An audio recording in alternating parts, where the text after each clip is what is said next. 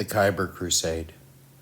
On a volcanic moon orbiting the planet Khyber, the Alpha Legion occupied the abandoned Imperial outpost. The mining outpost had been abandoned thanks to a combination of factors. It had been raided by the Dark Eldar, and most of its inhabitants had been killed or carried off. The entire system was devoid of habitation, with Khyber itself being a gas giant. The volcanic nature of its moon, its isolation, all led to the outpost's abandonment. It would serve Lord Mogwar's Khyber Crusade well. The Alpha Legion had reoccupied it and set about installing void and stasis shields to protect it. Then they began constructing the Noctilith Crown.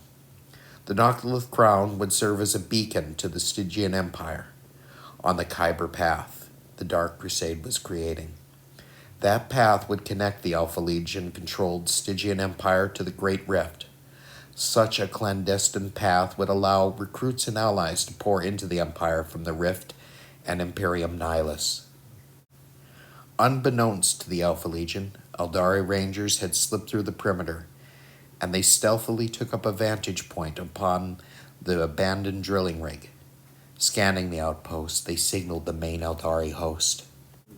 Webway portals opened along the perimeter, and the Aldari guardians and vehicles spilled out onto the surface of the Khyber moon. They were led by a Farseer. The runes had been consulted, and along with the myriad strands of fate, the Noctilith Crown being constructed here posed a threat. The stirring of the warp it would create threatened the craft world in many of the future strands of fate that the Farseer could see. A raid had therefore been launched to destroy the outpost and the Noctilith Crown, averting a number of ill-omened fate strands. The Aldari plan was to infiltrate the outpost with the Rangers and then launch a lightning raid. The raid would utilize surprise, speed, and the obscuring plumes of ash and volcanic gases to enable them to stealthily carry it out. Unfortunately for the Aldari, the opening of their webway portals had created a psychic disturbance. Alpha Legion and cultist psychers sounded the alarm. Sirens blazed out like screams of the damned. Alpha Legion Marines, cultists, and Stygian guardsmen fell out of barracks, battle-ready, and moved to intercept the invaders. Even as they moved to man the perimeter, an Aldari wave serpent could be seen speeding through the gas and ash clouds, swooping in to the base. With the enemy sighted, the Vindicator Dread Devastator fired its demolisher cannon, belching flames and sounding a massive shell towards the Aldari vehicle. The shell slammed into the grav vehicle, smashing the hull and sending the grav tank spinning out of control. The dire Avengers within leaped out as it spun, end over end, and escaped a fiery death as the vehicle finally slammed into the soil and exploded. The Aldari responded on the left flank by pouring fire on Sokar the Sinister's Squad Alpha 2. Lasers and fusion blasters lashed the Marines as a fierce firefight then ensued. The Aldari Rangers then joined in the firefight. Precision sniper fire badly wounded Salonus the Headhunter, knocking him out and leaving him bleeding in the volcanic ash, along with a number of the Marines from Squad Alpha 2. The Aldari Storm Guardians charged through the gas and ash into the battered Alpha 2 squad, but Sokar the Sinister stood ready. The lithe and agile Eldar were hacked apart by the Alpha Legionaries, leaving a lone Aldari dueling with Sokar the Sinister. In the center, Aldari Fire Dragons leaped out of the Falcon and joined their Farseer, their weapons blazing away, atomizing a number of the Forsworn under Konar the Crazed, and checking the cultist advance. A sudden flash strobed bright, followed by a thundercrack. Two obliterators teleported into the battle from the Space Hulk, Shard of Tartarus. They were the quick response team. As they emerged, the Aldari Falcon tank blazed away with intense waves of fire into them, forcing them to seek cover from the deadly Aldari weapons. The Fire Dragons and the Farseer charged into the Forsworn with ancient battle cries that were old before the first man had ever come to be. Konar the Crazed fought desperately with the Forsworn, but still the Aldari struck savagely, killing many of the cultists and cutting them apart. Konar the Crazed swung his balefire pike and decapitated one of the fire dragons before spearing another one. Still, it was not enough. Then on the right flank, the Viper sped forward, pouring fire along with the advancing Guardians into Squad Alpha 1. Dravos the Deceiver, Chaos Sorcerer, reached out with his psychic power, picking up a swirling mass of ash and dust and gas, and swung them about in front of the squad, spoiling the aim of the Aldari fire. The Viper, however, came charging in, bursting through the psychically charged ash cloud to crush a legionary, only for Dravos the Deceiver to slam his staff of Tymet repeatedly into the Aldari craft and releasing warp energy into it, badly damaging the Viper. Dravos keyed his helmet vox, contacting the Stygian Guard. Then he broke the Squad Alpha 1 off from the Viper and began pouring fire into the Guardians advancing behind it.